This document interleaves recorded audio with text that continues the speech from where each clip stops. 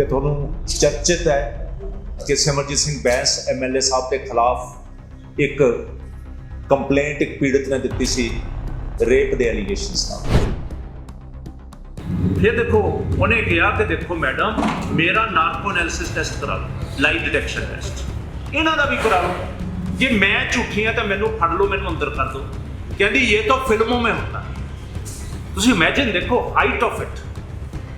Victim कह रही है कंप्लेनेंट 164 नहीं, मेरे नार्को एनालिसिस भी कराओ, मैनू ले जाओ, मेरा लाई डिटेक्शन टेस्ट करो। तो अश्विनी गुटियाल कहती है ये तो फिल्मों में होता है।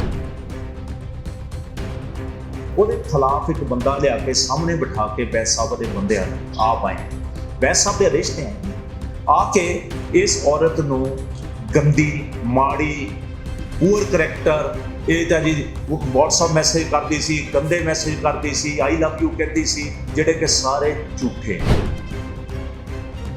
ਫਿਰ ਹੁਣ ਉਹਨੂੰ ਗੰਦੇ ਵੀਡੀਓਜ਼ ਲਾਨਤ ਹੈ ਉਹਨੂੰ ਭੇਜੇ ਜਾ ਰਹੇ ਫੋਰਨ ਕੰਟਰੀਜ਼ ਤੋਂ ਇਹਨੂੰ ਡਰਾਉਣ ਲਈ।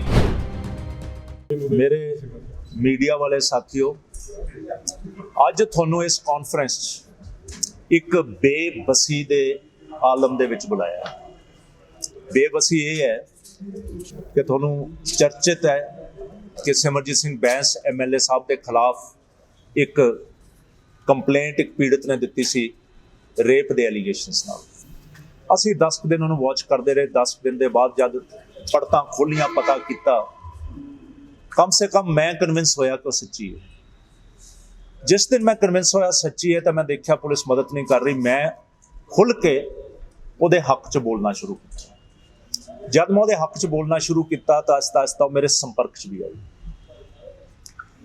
ਤੇ ਹਿੰਦੁਸਤਾਨ ਦੀ ਜਮਹੂਰੀਅਤ ਦਾ ਪਹਿਲੂ ਇਹ ਹੈ ਕਿ ਹਰੇਕ ਦੀ ਸੁਰੱਖਿਆ ਤੇ ਹਰੇਕ ਦੀ ਲਿਬਰਟੀ, ਆਜ਼ਾਦੀ ਕਨਸਟੀਟਿਊਸ਼ਨ ਦੇ ਵਿੱਚ ਪ੍ਰਮਾਣਿਤ ਹੈ। ਹਿੰਦੁਸਤਾਨ ਦਾ ਜਿਹੜਾ ਕ੍ਰਿਮੀਨਲ ਲਾਅ ਹੈ ਉਹਦੇ ਵਿੱਚ ਕਿਸੇ ਤੇ ਕ੍ਰਾਈਮ ਹੋ ਜਾਵੇ, ਉਹਦੀ ਕੰਪਲੇਂਟ ਤੇ ਜਿਹੜਾ ਕੇਸ ਰਜਿਸਟਰ ਹੁੰਦਾ ਹੈ ਉਹ ਸਰਕਾਰ ਲੜਦੀ ਹੈ, ਸਰਕਾਰ ਉਹਦੀ ਤਹਿਕੀਕਾਤ ਕਰਦੀ ਹੈ, ਸਰਕਾਰ ਉਹਦੀ ਤਹਿ ਤੱਕ ਜਾਂਦੀ ਹੈ, ਸਰਕਾਰ ਉਹਦਾ ਕੇਸ ਅਦਾਲਤ 'ਚ ਭੇਜਦੀ ਹੈ, ਸਰਕਾਰੀ ਵਕੀਲ ਉਹਦਾ ਕੇਸ ਲੜਦਾ ਹੈ। ਮਤਲਬ ਕਿ ਸਰਕਾਰ ਦੀ ਜ਼ਿੰਮੇਵਾਰੀ ਹੈ ਕੇਸ ਲੜਨਾ ਤੇ ਮੁਲਜ਼ਮਾਂ ਨੂੰ ਸਜ਼ਾ ਦਿਵਾਉਣਾ। ਸੁਪਰੀਮ ਕੋਰਟ ਦੇ ਆਦੇਸ਼ ਹੈ ਕਿ ਜੇ ਇਸ ਕਿਸਮ ਦੀ ਕੰਪਲੇਂਟ ਆਉਂਦੀ ਹੈ ਤੁਸੀਂ ਕੋਈ ਇਨਕੁਆਇਰੀ ਨਹੀਂ ਕਰ ਸਕਦੇ ਇਹ ਦੇਖਣ ਲਈ ਉਹ ਸੱਚ ਹੈ ਕਿ ਝੂਠ ਹੈ।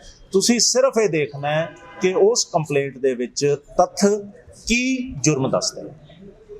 ਉਹ 5 ਜੱਜਾਂ ਦੀ ਪੀਠ ਦੀ ਜਜਮੈਂਟ ਨੂੰ ਇਗਨੋਰ ਕਰਕੇ ਉਸ ਨੂੰ ਕੱਲਾ ਉਸ ਲੇਡੀ ਨੂੰ, ਵਿਕਟਿਮ ਨੂੰ ਪੁਲਿਸ ਆਪਣੀ ਡਿਊਟੀ ਨਾ ਨਿਭਾਉਣ ਤੋਂ ਇਲਾਵਾ ਮੁਲਜ਼ਮਾਂ ਨਾਲ ਰਲ ਕੇ ਮੁਲਜ਼ਮਾਂ ਦੀ ਮਦਦ ਕਰ ਰਹੀ ਹੈ, ਕਿਉਂਕਿ ਪੁਲਿਸ ਨੇ ਕ੍ਰਾਈਮ ਸੀਨ ਦਾ ਐਵੀਡੈਂਸ ਕਲੈਕਟ ਨਹੀਂ ਕੀਤਾ। ਪੁਲਿਸ ਨੇ ਕੋਈ ਇਮੀਡੀਏਟ ਉਸ ਜਗ੍ਹਾ ਤੇ ਜਾ ਕੇ ਕਲੋਜ਼ CCTV ਕੈਮਰਾਜ਼ ਆਇਡੈਂਟੀਫਾਈ ਕਰਕੇ ਉਹਦੀ ਫੁਟੇਜ ਨਹੀਂ ਲਾਈ, ਹਾਰਡ ਡਿਸਕ ਦੇ ਵਿੱਚੋਂ ਪੁਰਾਣਾ ਡੇਟਾ ਕੱਢਣ ਦੀ ਕੋਸ਼ਿਸ਼ ਨਹੀਂ ਕੀਤੀ। ਜਿਸ ਦਿਨ ਉਹ ਪੀੜਿਤ ਕਮਿਸ਼ਨਰ ਸਾਹਿਬ ਨੂੰ ਦਰਖਾਸਤ ਦੇਣ ਆਈ ਹੈ, ਸਿਮਰਜੀਤ ਸਿੰਘ ਬੈਂਸ ਦੇ ਭਰਾ ਨੇ ਘਰ ਦੇ ਬਾਹਰ ਖੜ ਕੇ ਉਹਨੂੰ 10-15 ਫੋਨ ਕੀਤੇ ਲਗਾਤਾਰ, ਜਿਹੜੇ ਉਹਨੇ ਚੱਕੇ ਨਹੀਂ, ਕੁਝ ਸੁਣੇ। ਉਹਨੂੰ ਬਾਹਰ ਬੁਲਾਉਂਦਾ ਸੀ, ਉਹਨੂੰ ਸ਼ੱਕ ਸੀ ਇਹ ਕੰਪਲੇਂਟ ਕਰੂਗੀ, ਉਹਨੂੰ ਖਿਆਲ ਹੈ ਕਿ ਮੈਨੂੰ ਸ਼ਾਇਦ ਕਿਡਨੈਪ ਕਰਨਾ ਸੀ। ਫਿਰ ਉਹਦੇ ਘਰ ਦੇ ਅੰਦਰ ਵੜ ਕੇ ਉਹਦੀਆਂ ਮਿੰਨਤਾਂ ਤਰਲੇ ਕੀਤੀਆਂ, ਤੂੰ ਕੰਪਲੇਂਟ ਨਾ ਕਰ। ਉੱਥੇ ਦੇ ਵੀ CCTV ਫੁਟੇਜ ਕੈਮਰੇ ਕੋਈ ਸਿਕਿਉਰ ਨਹੀਂ ਕੀਤੇ। ਫਿਰ ਸਿਮਰਜੀਤ ਸਿੰਘ ਬੈਂਸ ਦਾ PA ਉਹਨਾਂ ਦੇ ਫਾਦਰ ਨੂੰ ਜਾ ਕੇ ਮਿਲਾ ਕੇ, ਸਿਮਰਜੀਤ ਸਿੰਘ ਬੈਂਸ ਉਸ ਟਾਈਮ ਮੁਕਤਸਰ ਸੀ, ਉਹਨਾਂ ਨਾਲ ਟੈਲੀਫੋਨ ਤੇ ਗੱਲ ਕਰਾਈ। ਉਹਨਾਂ ਨੇ ਧਮਕੀਆਂ ਦਿੱਤੀਆਂ ਕਿ ਸਮਝਾ ਲਓ ਆਪਣੀ ਕੁੜੀ ਨੂੰ, ਕੋਈ ਪੈਸੇ ਚਾਹੀਦੇ ਮੈਂ ਪੈਸੇ ਦੇ ਦਿੰਦਾ। ਫਿਰ ਉਹਨਾਂ ਦੇ ਇੱਕ ਭਰਾ ਨੇ, ਪੰਮੇ ਨੇ, ਉਹਨੇ ਜਾ ਕੇ ਉਹਨਾਂ ਦੇ ਭਰਾ ਦੀ ਫੈਕਟਰੀ 'ਚ ਜਾ ਕੇ ਉਹਨੂੰ ਸਿਮਿਲਰਲੀ ਡਰਾਇਆ ਧਮਕਾਇਆ। ਕੋਈ ਐਵੀਡੈਂਸ ਪੁਲਿਸ ਨੇ ਕਲੈਕਟ ਨਹੀਂ ਕੀਤਾ। ਉਸ ਲੇਡੀ ਦੇ ਟੈਲੀਫੋਨ ਦੇ ਵਿੱਚੋਂ ਡੇਟਾ ਰਿਟਰੀਵ ਕਰਨਾ ਨਹੀਂ ਕੀਤਾ। ਉਸ ਲੇਡੀ ਨੇ ਜਦ ਉਹ ਹਾਲਾਤ 'ਚ ਫਸ ਗਈ, ਉਹਦੀ ਰਿਪੀਟਡ ਐਕਸਪਲੋਇਟੇਸ਼ਨ ਸ਼ੁਰੂ ਹੋਈ। ਉਹਨੇ ਬਲਜਿੰਦਰ ਕੌਰ ਨਾਮ ਦੀ ਪ੍ਰਧਾਨ ਨੂੰ ਦੱਸਿਆ ਤੇ ਬਲਜਿੰਦਰ ਕੌਰ ਨੇ ਕਿਹਾ ਕਿ ਤੂੰ ਇੰਜ ਕਰ, ਤੂੰ ਕਿੱਦਾਂ ਕਹਿੰਦੀ ਹੈ ਕਿ ਤੇਰੇ ਨਾਲ ਇਹ ਹੋਇਆ। ਉਹਨੇ ਕਿਹਾ ਆਹ ਦੇਖ WhatsApp ਮੈਸੇਜ। ਉਹਨੇ ਇਮੀਡੀਏਟਲੀ ਉਹਦੇ WhatsApp ਮੈਸੇਜ ਡਿਲੀਟ ਕੀਤੇ, ਜਿਹੜੇ ਪੁਲਿਸ ਨੇ ਰਿਟਰੀਵ ਕਰਨ ਦੀ ਕੋਈ ਕੋਸ਼ਿਸ਼ ਨਹੀਂ ਕੀਤੀ। ਉਹਨੇ ਫਿਰ ਉਹਨੂੰ ਕਿਹਾ ਕਿ ਤੂੰ ਇਹਦੀ ਜੁੱਤੀ 'ਚ ਹੀ ਰਹਿ, ਜੋ ਕਰਦਾ ਕਰਨ ਦੇ, ਮੈਂ ਤੇਰਾ ਕੰਮ ਕਰਾ ਕੇ ਦਿੰਦਾ। ਉਹ ਲੇਡੀ ਨੂੰ ਫਿਰ ਬੈਂਸ ਨੇ ਬੁਲਾਇਆ, ਉਹਦੇ ਮੁਤਾਬਕ ਉਹੀ ਕੁਕਰਮ ਕਰਨ ਲਈ ਉਹਨੇ ਫਿਰ ਬਲਜਿੰਦਰ ਕੌਰ ਨਾਲ ਟੈਲੀਫੋਨ ਤੇ ਗੱਲ ਕੀਤੀ, ਜਿਹਦੀ ਰਿਕਾਰਡਿੰਗ ਕੀਤੀ। ਉਹਨੇ ਕਿਹਾ ਕਿ ਮੈਨੂੰ ਕਮਰੇ ਦੇ ਵਿੱਚ, ਜਿਹੜਾ ਉਹਦਾ ਸੈਂਟਰ 'ਚ ਕਮਰਾ ਹੈ ਜਿੱਥੇ ਕੁਝ ਕਰਦਾ ਹੈ, ਉੱਥੇ ਇਸ ਲੇਡੀ ਨੇ ਮੈਨੂੰ ਬਿਠਾਇਆ ਹੋਇਆ ਹੈ, ਬਿਜਲੀ ਬੰਦ ਕੀਤੀ ਹੋਈ ਹੈ ਤੇ ਬਾਹਰ ਤੁਰੀ ਫਿਰੀ ਜਾਂਦਾ ਹੈ, ਥੋੜੀ ਦੇਰ ਬਾਅਦ ਆਊਗਾ, ਕੰਮ ਕਰ ਕੇ ਚਲੇ ਜਾਓ। ਸਮਝ ਗਏ ਹੋ ਤੁਸੀਂ ਇਸ ਤੋਂ? ਤੇ ਇਹਨੇ ਮੇਰਾ ਕੰਮ ਤਾਂ ਕਰਨਾ ਨਹੀਂ। ਉਹ ਕਹਿੰਦੀ ਹਾਂ ਮੈਨੂੰ ਪਤਾ ਇਹੀ ਕੁਝ ਕਰਦਾ ਹੈ, ਕੰਮ ਕਰ ਕੇ ਚਲੇ ਜਾਣਾ, ਤੇਰਾ ਕੰਮ ਨਹੀਂ ਕਰਨਾ। ਹੁਣ ਇਹ ਦੋਨਾਂ ਦੀਆਂ ਰਿਕਾਰਡਿੰਗਸ, ਦਿਸ ਵੌਇਸ ਸੈਂਪਲ ਕੌਣ ਲਊਗਾ, ਕੰਪੇਅਰ ਕੌਣ ਕਰੂਗਾ? ਪੁਲਿਸ। ਬਟ ਪੁਲਿਸ ਨੇ ਨਹੀਂ ਕਰਨਾ। ਫਿਰ ਇਹ ਕਾਨੂੰਨ ਦੀ ਜ਼ਿੰਮੇਵਾਰੀ ਹੈ ਪੁਲਿਸ ਦੇ ਉੱਤੇ ਕਿ ਤੁਸੀਂ ਗਵਾਹਾਂ ਨੂੰ ਤੇ ਵਿਕਟਿਮ ਨੂੰ ਕੋਈ ਤੋੜੇ ਨਾ, ਉਹਨੂੰ ਡਰਾਵੇ ਨਾ, ਐਵੀਡੈਂਸ ਖਤਮ ਨਾ ਕਰੇ। ਸ਼ਰੇਆਮ ਉਹਨੂੰ ਡਰਾਇਆ ਜਾ ਰਿਹਾ, ਸ਼ਰੇਆਮ ਬੈਂਸ ਸਾਹਿਬ ਦੇ ਬੰਦੇ ਆਫਰ ਕਰ ਰਹੇ ਹੈ ਪੈਸੇ ਉਸ ਬੰਦੇ ਨੂੰ ਜਿਹਨੇ ਇਹਦੀ ਮਦਦ ਕੀਤੀ ਕਮਿਸ਼ਨਰ ਆਫਿਸ 'ਚ ਲਿਆ ਕੇ ਕੰਪਲੇਂਟ ਕਰਾਉਣ ਦੀ। ਉਹ ਬੰਦਾ ਹੁਣ ਨਾਲ ਬਹਿੰਦਾ ਇਹਦੇ, ਉਸ ਨੇ ਰਿਕਾਰਡਡ ਵਰਸ਼ਨ ਹੈ ਇਹਦੇ ਕੋਲ, ਇਹ ਸੁਣਾਈ ਡਿਪਟੀ ਕਮਿਸ਼ਨਰ ਸਾਹਿਬ ਨੂੰ, ਫਿਰ ਕੁਝ ਨਹੀਂ ਹੋ ਰਿਹਾ। ਹੁਣ ਇੱਕ ਹੋਰ ਬਹੁਤ ਘਰਾਉਣੀ ਹਰਕਤ ਸ਼ੁਰੂ ਕੀਤੀ ਹੈ, ਉਹਦੇ ਖਿਲਾਫ ਇੱਕ ਬੰਦਾ ਲਿਆ ਕੇ ਸਾਹਮਣੇ ਬਿਠਾ ਕੇ ਬੈਂਸ ਸਾਹਿਬ ਦੇ ਬੰਦਿਆਂ ਨੇ ਆਪ ਆਏ ਹੈ, ਬੈਂਸ ਸਾਹਿਬ ਦੇ ਆਦੇਸ਼ ਤੇ ਆਏ ਹੈ, ਆ ਕੇ ਇਸ ਔਰਤ ਨੂੰ ਗੰਦੀ, ਮਾੜੀ, ਪੂਅਰ ਕਰੈਕਟਰ, ਇਹ ਤਾਂ ਜੀ WhatsApp ਮੈਸੇਜ ਕਰਦੀ ਸੀ, ਗੰਦੇ ਮੈਸੇਜ ਕਰਦੀ ਸੀ, ਆਈ ਲਵ ਯੂ ਕਹਿੰਦੀ ਸੀ, ਜਿਹੜੇ ਕਿ ਸਾਰੇ ਝੂਠੇ। ਕੋਈ ਇਹੋ ਜਿਹਾ WhatsApp ਮੈਸੇਜ ਨਹੀਂ ਹੈ। ਬਟ ਮੈਂ ਚਾਹੁੰਦਾ ਜੇ ਉਹਨਾਂ ਨੇ ਕੰਪਲੇਂਟ ਦਿੱਤੀ, ਉਹਦਾਂ ਕੰਪਲੇਂਟ ਫਲੈਸ਼ ਕੀਤੀ ਹੈ, commissioner Sahib should register A case. ਸ਼ਾਈ ਨਾ ਕਰਨ ਕਮਿਸ਼ਨਰ ਸਾਹਿਬ, ਕੇਸ ਰਜਿਸਟਰ ਕਰਨ। ਜੇ ਇਸ ਲੇਡੀ ਦੇ ਖਿਲਾਫ ਵੀ ਹੁੰਦਾ ਕਰਨਾ ਚਾਹੀਦਾ, ਐਂਡ ਕਰਕੇ ਉਹਦੀ ਤਹਿ ਤੱਕ ਜਾ।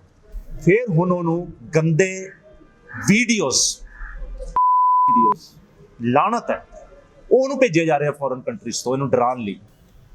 ਐਂਡ ਇਸ ਵਿਕਟਿਮ ਨੇ ਉਹ ਸ਼ੇਅਰ ਕਰ ਲਏ ਕਮਿਸ਼ਨਰ ਸਾਹਿਬ ਨਾਲ, DCP ਨਾਲ ਸ਼ੇਅਰ ਕਰ ਲਏ, DGP ਨਾਲ ਸ਼ੇਅਰ ਕਰ ਲਏ ਕਿ ਮੈਨੂੰ ਆਹ ਭੇਜੇ ਗਏ, ਰਿਟਨ ਕੰਪਲੇਂਟ ਕੀਤੀ ਹੈ, ਪਰਸੋਂ ਦੀ ਕੰਪਲੇਂਟ ਹੋਈ ਹੈ, ਅੱਜ ਤੱਕ ਉਹਦੇ ਤੇ ਕੋਈ ਅਸਰ ਨਹੀਂ।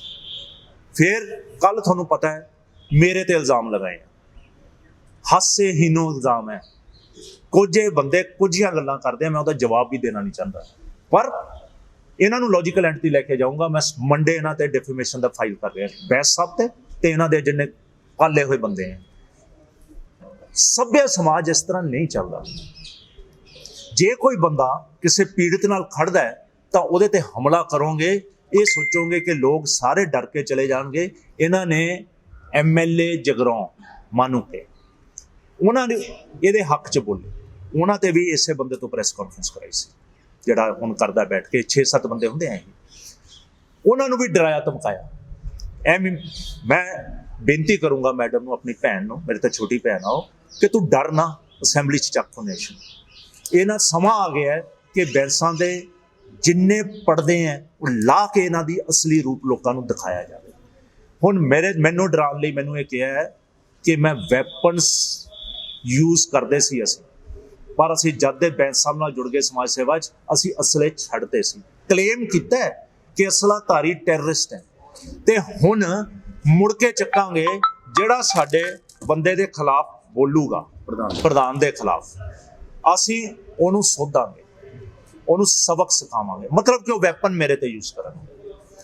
ਮੈਂ ਕਮਿਸ਼ਨਰ ਸਾਹਿਬ ਨਾਲੋਂ ਸ਼ੇਅਰ ਕਰ ਲਈ, ਮੈਂ ਕਮਿਸ਼ਨਰ ਸਾਹਿਬ ਨੂੰ ਕਿਹਾ ਕਿ ਹੁਣ ਮੈਨੂੰ ਜਾਨੋਂ ਮਾਰਨ ਦੀਆਂ ਧਮਕੀਆਂ ਵੀ ਆ ਰਹੀਆਂ, ਤੁਸੀਂ ਮੇਰੀ ਪਰਵਾਹ ਨਾ ਕਰੋ, ਮੈਂ ਡਰਦਾ ਨਹੀਂ ਇਹੋ ਜਿਹਾ ਤੋਂ, ਪਰ ਮੈਨੂੰ ਤੁਹਾਡੇ ਤੇ ਕੋਈ ਯਕੀਨ ਨਹੀਂ ਹੈ, ਨਾ ਤੁਹਾਡੇ ਤੋਂ ਕੋਈ ਆਸ ਹੈ। ਇਹ ਇਸ ਕਿਸਮ ਦੀ ਹਿੰਮਤ, ਇੰਨੀ ਖੁੱਲੀ ਛੁੱਟੀ ਦੇਣਾ, ਕਿਆ ਰਾਈਟ ਪੁਲਿਸਿੰਗ ਹੈ? ਸਮਾਜ ਦੇ ਸਵਾਲ ਹੈ ਕਿ ਇੱਕ ਪੀੜਿਤ ਔਰਤ, ਮੈਂ ਤਾਂ ਇਹ ਵੀ ਕਿਹਾ ਸੀ, ਡਿਪਟੀ ਕਮਿਸ਼ਨਰ ਸਾਹਿਬ ਕਹਿੰਦੇ ਕਿ ਜੇ ਕੋਈ ਕਮਿਸ਼ਨਰ ਤੇ ਇਲਜ਼ਾਮ ਲਾ ਦੇਵੇ ਸਿੱਧੀ FIR ਕਰ ਦਾਂਗੇ। ਮੈਂ ਕਿਹਾ ਜੀ ਨਾ ਕਰਿਓ, ਤੁਸੀਂ ਆ ਸੁਪਰੀਮ ਕੋਰਟ ਦੀ ਜਜਮੈਂਟ ਨੂੰ ਪਾੜ ਕੇ ਸੁੱਟ ਦਿਓ, ਕਹਿ ਦਿਓ ਸੁਪਰੀਮ ਕੋਰਟ ਨੂੰ ਕਿ ਤੁਹਾਨੂੰ ਲਿਖਣਾ ਨਹੀਂ ਆਉਂਦਾ, ਤੁਹਾਡੀ ਜਜਮੈਂਟ ਕੰਮ ਦੀ ਨਹੀਂ ਹੈ। ਮੈਂ ਕਿਹਾ ਪਰ ਮੈਨੂੰ ਇੱਕ ਗੱਲ ਦੱਸੋ, ਜੇ 1% ਸੱਚੀ ਹੋਵੇ ਫਿਰ ਤੁਸੀਂ ਕੀ ਗੁਨਾਹ ਕਰ ਰਹੇ ਹੋ? ਕਹਿੰਦੇ ਨਹੀਂ ਮੈਂ ਤੁਹਾਨੂੰ 100% ਸੱਚੀ ਸਮਝਦਾ, ਇੱਕਦਮ ਕਹੂੰ। ਮੈਂ ਕਿਹਾ ਨਹੀਂ, ਤੁਸੀਂ ਇਹਨੂੰ ਝੂਠ ਸਮਝਦੇ, ਤਾਂ ਹੀ ਤੁਸੀਂ ਇਨਵੈਸਟੀਗੇਸ਼ਨ ਕਰ ਰਹੇ ਹੋ ਨਾ। ਹਾਲੇ ਤੱਕ 3.5 ਮਹੀਨੇ ਤਫਤੀਸ਼ ਦਰ ਤਫਤੀਸ਼, ਜਦ ਤੱਕ ਉਹ ਟੁੱਟ ਨਹੀਂ ਜਾਂਦੀ, ਜਦ ਤੱਕ ਉਹਨੂੰ ਬੈਂਸ ਖਰੀਦ ਨਹੀਂ ਲੈਂਦਾ, ਜਦ ਤੱਕ ਬੈਂਸ ਨੂੰ ਡਰਾ ਨਹੀਂ ਲੈਂਦਾ, ਜਦ ਤੱਕ ਉਹਦੀ ਮਦਦ ਵਾਲੇ ਬੰਦਿਆਂ ਨੂੰ ਡਰਾ ਨਹੀਂ ਲੈਂਦੇ, ਉਹਨਾਂ ਨੂੰ ਧਮਕਾ ਨਹੀਂ ਲੈਂਦੇ, ਉਦੋਂ ਤੱਕ ਤਫਤੀਸ਼ ਕਰੋਗੇ। ਜਿੱਦਣ ਆ ਕੇ ਲਿਖ ਕੇ ਦੇ ਜੂਗੀ ਜੀ ਮੈਂ ਵਾਪਸ ਲੈ ਲਈ, ਉਦੋਂ ਤੁਸੀਂ ਤਫਤੀਸ਼ ਬੰਦ ਕਰ ਦੋਗੇ।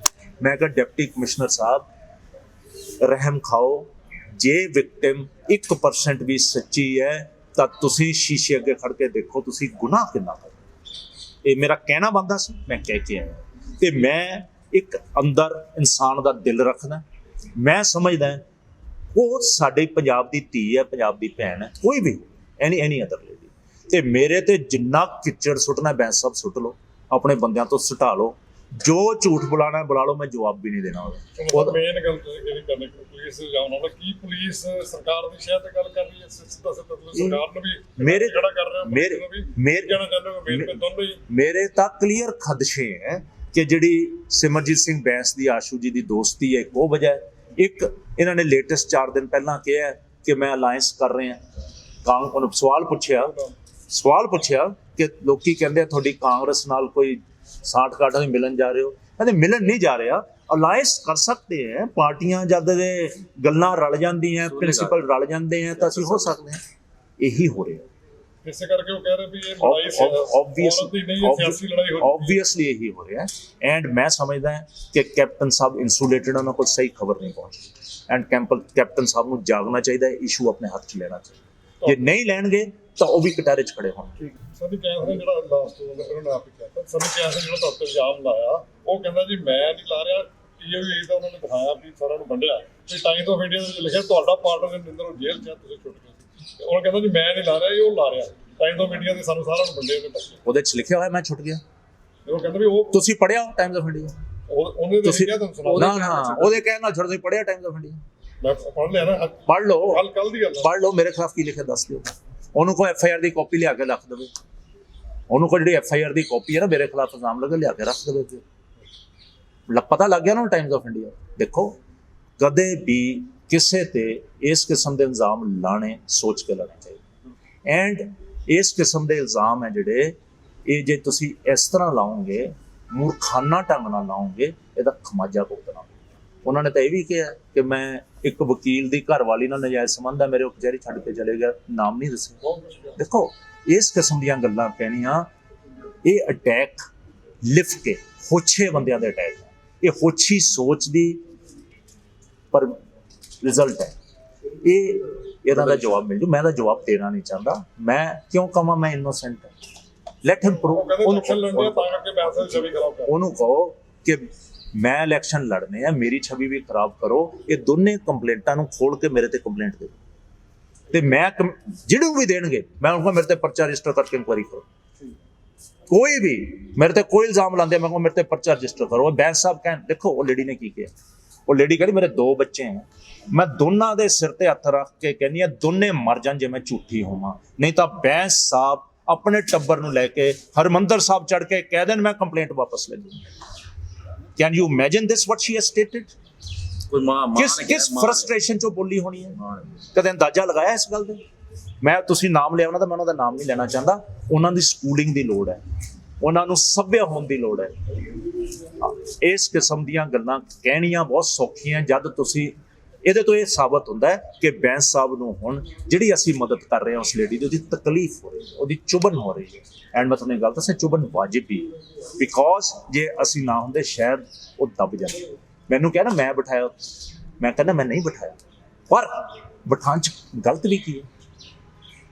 ਜੇ ਉਹ ਮੇਰੇ ਕੋਲ ਵੀ ਆ ਜਾਂਦੀ ਨਾ, ਮੈਂ ਕਹਿੰਦਾ ਬੀਬੀ ਬੈਠ ਉੱਥੇ, ਮੈਂ ਵੀ ਤੇਰੇ ਨਾਲ ਬੈਠਣਾ, ਮੈਂ ਤਾਂ ਬੈਠ ਕੇ ਨਾ ਉਹਦੇ ਨਾਲ ਉੱਥੇ। ਇਹਦੇ 'ਚ ਕੀ ਹੈ? What is the problem? ਕਿਆ ਇੱਕ ਪੀੜਿਤ ਨਾਲ ਬਹਿਣਾ ਨਹੀਂ ਚਾਹੀਦਾ? ਇਹ ਸਿਮਰਜੀਤ ਸਿੰਘ ਬੈਂਸ ਨੂੰ ਪੁੱਛਣਾ ਚਾਹੁੰਦਾ ਮੈਂ, ਬੈਂਸ ਸਾਹਿਬ ਤੁਸੀਂ DSP ਦੇ ਅਗੇਂਸਟ ਧਰਨਾ ਦੇਣ ਬੈਠੇ ਸੀ ਇੱਕ ਲੇਡੀ ਵੱਲੋਂ ਜਲੰਧਰ ਜਾ ਕੇ, ਸੇਮ ਡੇ ਕੇਸ ਰਜਿਸਟਰ ਕੀਤਾ ਹੈ, ਸੇਮ ਡੇ ਉਹਨੂੰ ਡਿਸਮਿਸ ਕੀਤਾ ਹੈ। ਉਹ ਕਿਸ ਇਨਸਾਨੀਅਤ 'ਚ ਬੈਠੇ ਸੀ? ਉਹੀ ਮੈਂ ਕਰ ਰਿਹਾ। ਜੋ ਸਿਮਰਜੀਤ ਸਿੰਘ ਬੈਂਸ ਤੁਸੀਂ ਕਰ ਰਹੇ ਸੀ ਉਸ ਲੇਡੀ ਲਈ, ਉਹੀ ਮੈਂ ਇਸ ਲੇਡੀ ਲਈ ਕਰ ਰਿਹਾ। ਜਿੰਨੇ ਤੁਸੀਂ ਕ੍ਰਾਂਤੀਕਾਰੀ ਬਣਦੇ ਹੋ ਨਾ, ਉਨਾ ਹੀ ਮੈਂ ਕ੍ਰਾਂਤੀਕਾਰੀ ਬਣ ਰਿਹਾ। ਜਿੰਨੇ ਤੁਸੀਂ ਲੋਕਾਂ ਦੇ ਹੱਕਾਂ ਲਈ ਲੜਦੇ ਸੀ, ਉਨਾ ਹੀ ਮੈਂ ਕਰ ਰਿਹਾ। ਇਹਦੇ 'ਚ ਕੀ ਗੁਨਾਹ ਹੈ? ਵਾਈ? ਤੁਸੀਂ ਕਿਉਂ ਗਏ ਸੀ ਉੱਥੇ ਜਲੰਧਰ? ਕਿਉਂ ਬੈਠੇ ਸੀ, ਧਰਨਾ ਦਿੱਤਾ ਸੀ? ਤੁਸੀਂ ਕਿਹੜਾ ਸਬੂਤ ਸੀ DSP ਦਾ ਤੁਹਾਡੇ ਕੋਲ? ਐਂਡ ਮੇਰੀ ਜਾਣਕਾਰੀ ਦੇ ਵਿੱਚ ਝੂਠਾ ਕੇਸ ਸੀ। ਬੁਲਾਇਆ ਸਾਹਮਣੇ, बुला के पूछा, उन्हें मुंह पे किया कि इन्हें मैंने ये किया। कहती मैंने ऐसे नहीं, मैं तो बता रही थी कि प्रेशर की वजह से वो आ रहा है। उन्होंने ये नहीं पता कि प्रेशर की वजह से जे विक्टिम नूं तोड़न जावे तो उन्होंने फड़ के अंदर करीदा, इन्हों ये नहीं पता। फिर देखो उन्हें कहा कि देखो मैडम मेरा नार्को एनालिसिस टेस्ट करा लो, लाई डिटेक्शन टेस्ट। ਇਹਨਾਂ ਦਾ ਵੀ ਕਰਾ ਲਓ। ਜੇ ਮੈਂ ਝੂਠੀ ਆ ਤਾਂ ਮੈਨੂੰ ਫੜ ਲਓ, ਮੈਨੂੰ ਅੰਦਰ ਕਰ ਦਿਓ। ਕਹਿੰਦੀ ਇਹ ਤਾਂ ਫਿਲਮੋਂ में होता है। ਤੁਸੀਂ ਇਮੇਜਿਨ ਦੇਖੋ ਹਾਈਟ ਆਫ ਇਟ। ਵਿਕਟਿਮ ਕਹਿ ਰਹੀ ਹੈ ਕੰਪਲੇਨੈਂਟ 164 ਨਹੀਂ, ਮੇਰੇ ਨਾਰਕੋ ਐਨਾਲਿਸਿਸ ਵੀ ਕਰਾਓ, ਮੈਨੂੰ ਲੈ ਜਾਓ, ਮੇਰਾ लाई डिटेक्शन टेस्ट करो। ਤਾਂ ਅਸ਼ਵਨੀ ਗੁਟਿਆਲ ਕਹਿੰਦੀ ਹੈ ਇਹ ਤਾਂ ਫਿਲਮੋਂ में होता है। ਫੇਰ ਸੁਣੋ, ਫੇਰ ਉਹਨੂੰ ਸੱਦਦੀ ਹੈ ਕਿ ਬਿਆਨ ਦੇਣ ਆ ਆਪਣੇ, ਮੈਂ ਤੇਰੇ ਬਿਆਨ ਲੈਣੇ। ਉਹਨੇ ਜਾ ਕੇ ਇੱਕ ਰਿਟਨ ਰਿਪਰੈਜ਼ੈਂਟੇਸ਼ਨ ਦਿੱਤੀ, 5 ਜਜਮੈਂਟ ਸੁਪਰੀਮ ਕੋਰਟ ਦੀਆਂ ਦਿੱਤੀਆਂ ਕਿ ਤੂੰ ਮੇਰੇ ਬਿਆਨ ਨਹੀਂ ਲੈ ਸਕਦੀ। ਫਿਰ ਵੀ ਮੈਂ ਦੇਣ ਨੂੰ ਤਿਆਰ, ਤੂੰ ਮੇਰੇ ਬਿਆਨ ਨਹੀਂ ਲੈ ਸਕਦੀ। ਉਹਨੂੰ ਫਿਰ ਉਹ ਫੜ ਕੇ ਉਹਨੂੰ ਵਾਪਸ ਕਰ ਦਿੱਤੀ, ਜਿਹੜੀ ਉਹਨੇ ਅਗਲੇ ਦਿਨ ਬਾਈ ਰਜਿਸਟਰਡ ਪੋਸਟ ਕਮਿਸ਼ਨਰ ਨੂੰ ਭੇਜਤੀ ਕਵਰਿੰਗ ਲੈਟਰ ਲਾ ਕੇ ਕਿ ਮੈਂ ਉਹਨੂੰ ਦਿੱਤੀ, ਉਹਨੇ ਮੈਨੂੰ ਮੋੜ ਦਿੱਤੀ ਤੇ ਹੁਣ ਮੈਂ ਤੈਨੂੰ ਭੇਜ ਰਹੀ। ਫਿਰ ਉਹਦੇ ਤੇ ਜਰਾ ਕੀਤੀ। ਕਿਵੇਂ ਕੀਤੀ ਜਰਾ? ਆਪ ਆਪਣੇ ਦਫ਼ਤਰ 'ਚ ਬੈਠੀ, ਰੱਬ ਜਾਣੇ ਕਿਹਦੇ ਕੋਲ ਬੈਠੀ, ਟੈਲੀਫੋਨ ਤੇ ਜਰਾ ਹੋ ਰਹੀ ਹੈ। ਉਹਨੂੰ ਭੇਜਤਾ ਆਪਣੇ ਰੀਡਰ ਦੇ ਕਮਰੇ 'ਚ, ਮਰਦ ਰੀਡਰ ਕੋਲ ਜਿਹੜਾ ਲੈ ਨਹੀਂ ਸਕਦਾ, ਜਿਹੜਾ ਕਾਨੂੰਨ ਤੇ। ਉਹਨੂੰ ਸਵਾਲ ਆਨਸਰ ਲਿਖੇ, ਲਿਖ ਕੇ ਫਿਰ ਉਹ ਅਸ਼ਵਨੀ ਗੁਟਿਆਲ ਜੀ ਕੋਲ ਲੈ ਗਏ। ਉਹਨੂੰ ਲੱਗਿਆ ਕਿ ਕਈ ਮੁਨਾਸਬ ਨਹੀਂ ਆਨਸਰ ਹੈ ਜਿਹੜੇ ਮੁਲਜ਼ਮਾਂ ਨੂੰ ਨੇਲ ਡਾਊਨ ਕਰਦੇ ਆ। ਫਿਰ ਉਹ ਸਵਾਲ ਭੰਨ ਕੇ 20 ਬਣਾਏ, 20 ਬਣਾ ਕੇ ਫਿਰ ਉਹਦੇ ਜਵਾਬ ਲਏ।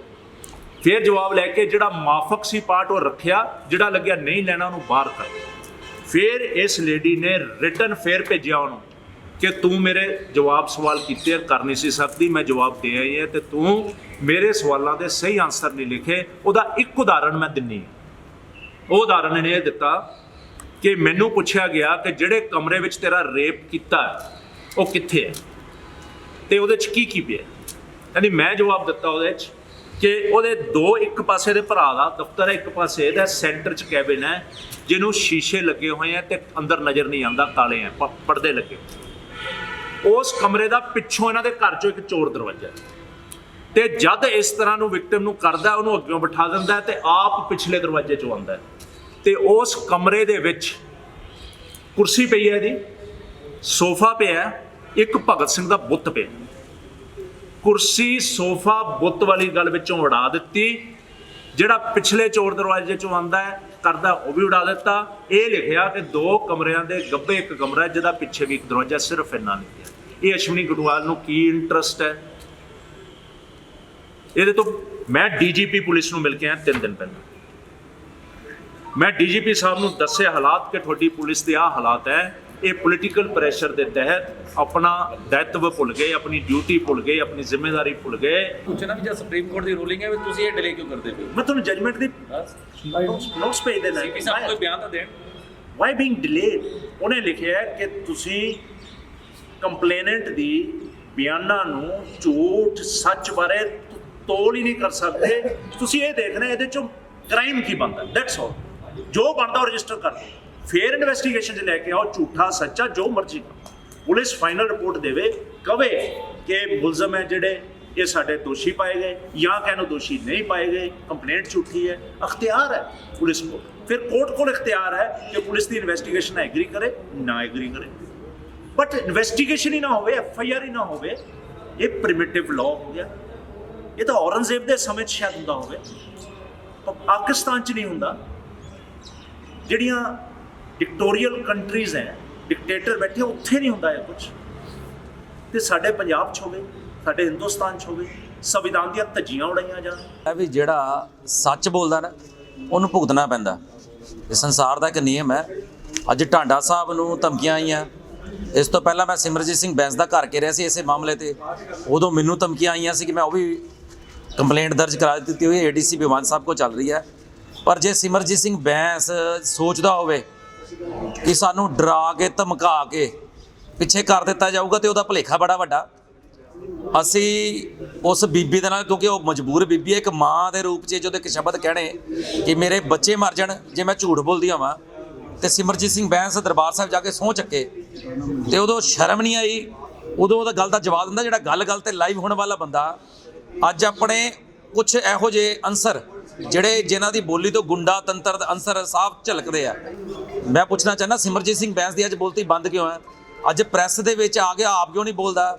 ਤੇ ਨਾਲ ਪੁਲਿਸ ਦੇਖੋ ਜਿਹੜੀ ਅੱਜ ਰੋਲ ਅਦਾ ਕਰ ਰਹੀ ਹੈ ਨਾ, ਬੜਾ ਇੱਕ ਨੈਗੇਟਿਵ ਰੋਲ ਹੈ। ਮੈਂ ਤੁਹਾਡੇ ਰਾਹੀਂ ਬੇਨਤੀ ਕਰਾਂਗਾ CP ਸਾਹਿਬ ਨੂੰ ਵੀ CP ਸਾਹਿਬ ਦਾ ਅੱਜ ਮੂੰਹ ਨੂੰ ਤਾਲਾ ਕਿਉਂ ਲੱਗਾ ਹੋਇਆ? ਡੀਜੀਪੀ ਸਾਹਿਬ ਦੇ ਮੂੰਹ ਨੂੰ ਤਾਲਾ ਕਿਉਂ ਲੱਗਿਆ ਹੋਇਆ? ਮਾੜੀ ਜੀ ਗੱਲ ਹੁੰਦੀ ਹੈ, ਆ ਰੋਡਾਂ ਤੇ ਖੜ ਜਾਂਦੇ ਆ, ਜਿਹਨੇ ਮੂੰਹ ਤੇ ਰੁਮਾਲ ਨਹੀਂ ਬੰਨਿਆ ਹੁੰਦਾ ਉਹਦਾ ਉੱਤੇ ਪਰਚਾ ਦਰਜ ਕਰ ਦਿੱਤਾ ਜਾਂਦਾ। ਮਾੜੀ ਜੀ ਗੱਲ ਹੁੰਦੀ ਹੈ, ਸਕੂਟਰ ਦਾ ਚਲਾਨ ਕਰ ਦਿੱਤਾ ਜਾਂਦਾ। ਐਡੀ ਵੱਡੀ ਗੱਲ ਸੁਪਰੀਮ ਕੋਰਟ ਦੀ ਆਪਾਂ ਅਵੇਲਣਾ ਕਰਦੇ ਪਏ ਹਾਂ, ਉਹਦੇ ਖਿਲਾਫ ਜਾਂਦੇ ਪਏ ਤੇ ਅੱਜ ਤੱਕ ਇਨਵੈਸਟੀਗੇਸ਼ਨ ਕਰ ਰਹੇ। ਮੈਂ ਪੁੱਛਣਾ ਚਾਹੁੰਦਾ, ਜੇ ਇਨਵੈਸਟੀਗੇਸ਼ਨ ਇਸ ਕੇਸ 'ਚ ਹੀ ਸਾਰੀ ਪੁਲਿਸ ਨੇ ਕਰਨੀ ਹੈ ਤੇ ਫਿਰ ਜੁਡੀਸ਼ਲੀ ਸਿਸਟਮ ਬੰਦ ਕਰ ਦੇਣਾ ਚਾਹੀਦਾ, ਤੇ ਫਿਰ ਤਾਂ ਸਾਰਾ ਪੁਲਿਸ ਤੇ ਭਰੋਸਾ ਕਰ ਦੋ। ਫਿਰ ਅਦਾਲਤ ਤਾਂ ਹੀ ਸੀ ਵੀ ਇਹ ਤੇ ਸਾਨੂੰ ਨਿਆਂ ਮਿਲ ਸਕੇ। ਜੇ ਉਹ ਅੱਜ ਮੈਂ ਲਾਸਟ 'ਚ ਗੱਲ ਜਿਹੜੇ ਕਹਿਣਾ ਚਾਹੁੰਦਾ, ਨਾ ਅਸੀਂ ਡਰਦੇ ਹਾਂ ਤੇ ਨਾ ਡਰਾਉਂਦੇ ਹਾਂ। ਅਸੀਂ ਐਂਡ ਤੱਕ ਉਸ ਮਜਬੂਰ ਮਾਂ, ਉਸ ਮਜਬੂਰ ਭੈਣ, ਉਸ ਮਜਬੂਰ ਬੀਬੀ ਦੇ ਹੱਕ ਦੇ ਵਿੱਚ ਖੜੇ ਹਾਂ। ਜਦ ਤੱਕ ਇਨਸਾਫ ਨਹੀਂ ਮਿਲਦਾ ਲੜਦੇ ਹਾਂ ਤੇ ਲੜਦੇ ਰਹਾਂਗੇ।